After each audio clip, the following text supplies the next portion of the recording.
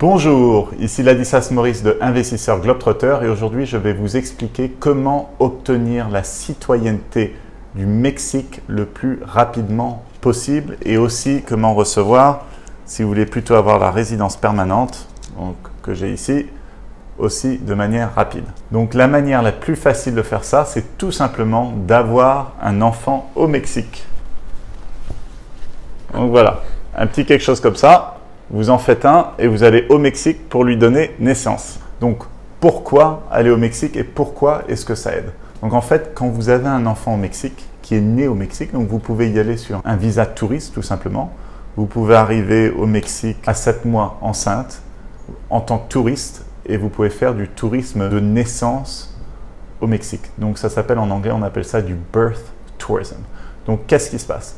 Quand un enfant est né au Mexique, même si ses parents ne sont pas mexicains, même si ses parents ne sont pas des résidents mexicains, l'enfant devient automatiquement citoyen mexicain.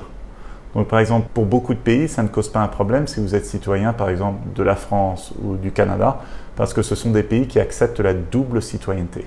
Donc votre enfant, théoriquement, est donc français et mexicain. Et donc, vous, en tant que parent d'un enfant mexicain, ça vous donne le droit à la résidence permanente immédiatement. Donc, c'est un processus qui prend quelques jours. Il vous suffit tout simplement d'avoir le certificat de naissance mexicain de l'enfant. Et après, vous pouvez faire votre demande pour votre résidence permanente. Et l'avantage avec une résidence permanente au Mexique, c'est qu'elle est vraiment permanente. Donc, il n'y a pas, comparé à d'autres pays, vous n'avez pas besoin de retourner au Mexique tous les ans ou tous les 2 ans pour quelques jours pour qu'elle reste active. Donc elle reste active de manière éternelle. Donc bon, les règles pourraient changer, mais pour l'instant c'est comme ça. Donc c'est vraiment un très très bon plan. Et donc l'enfant, comme j'ai dit un peu plus tôt, devient mexicain dès le premier jour. Après, ça donne aussi le droit de résidence aux frères et sœurs de l'enfant, ceux qui existent et au futur aussi, et ça donne le droit de résidence permanente aux grands-parents de l'enfant aussi des deux côtés. Donc vous n'avez même pas besoin d'être marié, vous pouvez tout simplement être un couple non marié, et donc les grands-parents des deux côtés peuvent aussi avoir la résidence permanente. Donc en ayant un enfant au Mexique, l'enfant est mexicain et après toute la famille a la résidence permanente mexicaine. Et pourquoi est-ce que je disais que c'est une manière assez facile d'obtenir la citoyenneté mexicaine? C'est qu'en fait, quand on obtient la résidence permanente au Mexique grâce au concept de réunification familiale, on a un chemin vers la citoyenneté qui est raccourci. Donc d'habitude, il faut vivre au Mexique au moins 5 ans pour pouvoir faire une demande de citoyenneté. Mais quand vous devenez résident permanent immédiatement parce que vous avez un lien familial avec un Mexicain, donc là, c'est le cas, en fait, ça diminue à 2 ans.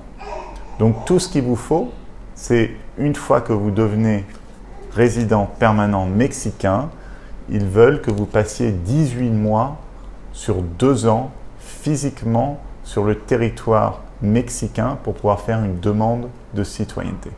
Donc, vous prenez n'importe quelle 2 années, il vous faut rester 18 mois pendant ces 2 années. Donc, ça vous donne quand même 6 mois pour retourner au Québec, pour retourner en Europe ou pour vous balader un peu.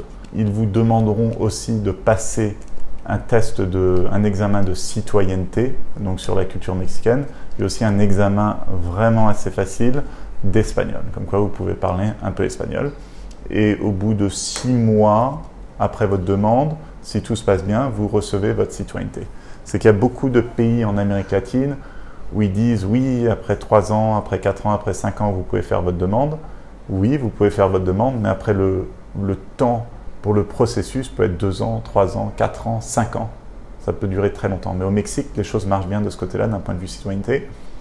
Vous faites votre demande et 6 mois plus tard, vous recevez votre citoyenneté. Donc ça, c'est vraiment un très très bon plan. Plan B pour toute la famille et après aussi pour l'enfant. Donc vraiment être mexicain plus tard dans la vie. On ne sait pas ce qui va se passer dans le monde. Dans 20 ans, j'imagine que le monde sera très différent. S'il y a dans les 20 prochaines années autant de changements qu'il y a eu dans les 2-3 dernières années, le monde sera vraiment très différent.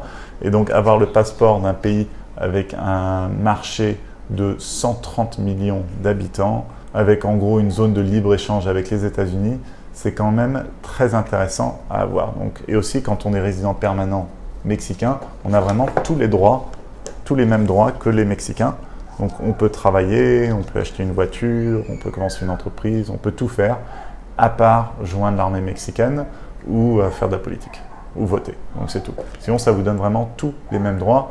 Et aussi, d'un point de vue santé, vous avez aussi des grosses réductions quand vous allez dans les hôpitaux, etc., en tant que résident permanent mexicain. Ça, c'est l'aspect théorique de ce qu'on peut faire quand on a un enfant au Mexique. Mais après, il faut aussi se demander, est-ce que les hôpitaux sont bien? Est-ce que tout se passe bien? Donc, oui. Donc, j'ai parlé pas mal avec Sergei, pour mon blog en anglais. Et donc, lui, il a une agence qui s'occupe justement d'aider les gens à donner naissance au Mexique. Donc, il s'occupe de tout, de A à Z. Donc, il a différents packages plus ou moins chers. Mais le package le plus simple, en gros, il organise l'hôpital, il organise les médecins, il organise les midwives, les doulas, tout ça. Et vraiment selon ce que vous souhaitez. Donc, si vous voulez faire une naissance dans un hôpital normal, vous pouvez faire ça. Si vous voulez faire ça à la maison, un accouchement à la maison, il peut organiser ça. Si vous voulez un accouchement naturel, on peut organiser ça. Si vous voulez une C-section, pas de problème. Dans une baignoire, etc. Toutes les options, tout ce que vous voulez. Il pourra organiser tout ça avec les bons médecins et les bons professionnels, les meilleurs dans la région. Donc, il se spécialise dans la région de Cancun pour faire ça. Donc, c'est très agréable. Vous arrivez en gros 2-3 mois à l'avance. Vous louez un bel appartement à Playa del Carmen, à Tulum ou à Cancun. Vous pouvez aller nager tous les jours. Donc ça, c'est agréable quand une femme est enceinte, pouvoir nager dans la mer des Caraïbes pour bien se détendre. Sergei peut organiser aussi des massages, tous les exercices, le yoga, les pilates, tout ce qu'il faut avant la naissance et après la naissance, donc inclut les experts en lactation, tout ça. Donc vraiment, il offre tout le support de A à Z pour tout ce processus et après aussi faire tous les documents. Donc vraiment, le Mexique de ce côté-là, d'un point de vue santé, est vraiment top. Donc c'est une des plus grosses destinations de tourisme médical dans le monde. Donc les Nord-Américains, les Canadiens, les Américains, ils savent. Le Mexique, c'est le number one. Les Européens, typiquement, vont en Turquie, vont en Europe de l'Est ou vont au Maroc. Mais en Amérique du Nord, c'est vraiment le Mexique. Donc il y a une industrie qui est vraiment très bien développée, avec plein de médecins qui parlent anglais parfaitement, bien évidemment espagnol, etc. Donc vraiment, tout se passe sans problème. Beaucoup de gens font ça.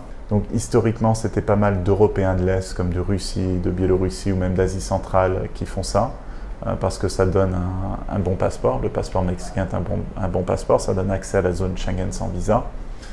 Mais de plus en plus, on voit des gens de l'Ouest qui font ça parce que justement, ils veulent un passeport qui n'est pas dans l'OTAN, qui n'est pas lié au bloc de l'Ouest et qui est plutôt dans un pays qui est neutre.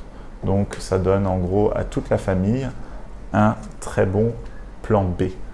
Donc on voit de plus en plus donc les gens d'Europe de l'Est et d'Asie centrale, ils viennent toujours, les Russes encore plus qu'avant. Mais maintenant, de plus en plus, on voit des Canadiens qui font ça, des Américains et beaucoup d'Européens de l'Ouest aussi. Donc c'est vraiment une industrie qui est en plein boom.